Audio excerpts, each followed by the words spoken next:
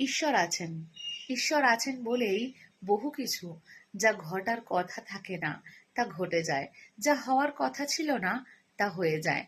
কিন্তু যারা ঈশ্বরকে নিয়ে বিজনেস করেন, ব্যবসা করেন, তারা এই ব্যবসার প্রয়োজনে ঈশ্বরের নামে বহু কিছু আমাদের ঘাড়ের ওপরে চাপিয়ে দেয়। সেটা কিন্তু একেবারেই অনুচিত। তাই আপনি যদি সঠিক একজন ধার্মিক ব্যক্তি হন, তাহলে সবার আগে মানব ধর্ম পালন করুন। কারণ সব ধর্ম একটা জায়গায় এসে কিন্তু মিশে যায়।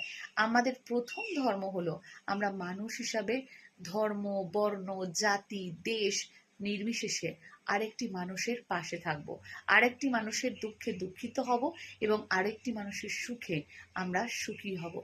তাই স্বার্থ নিয়ে চলে অন্য মানুষকে কষ্টে রেখে, অন্য মানুষকে কষ্ট দিয়ে, অন্য মানুষকে টুপি পরিয়ে নিজে ভালো থাকার কথা যদি তাহলে জানবেন আপনার ভগবান আপনার সঙ্গে নেই। সে আপনাকে কোনোভাবেই আশীর্বাদ করতে পারে না। সে আপনার জীবনে এমন কিচ্ছু আনবে না যা আপনি কামনা করেন। কোনো অদ্ভুত ঘটনা আপনার সঙ্গে ঈশ্বরের আশীর্বাদে ঘটতেই পারে না। কারণ তিনি শুধু তাদের সঙ্গে থাকেন যারা কিনা ন্যায়ের পথে থাকেন, যারা কিনা মানুষের পাশে থাকেন।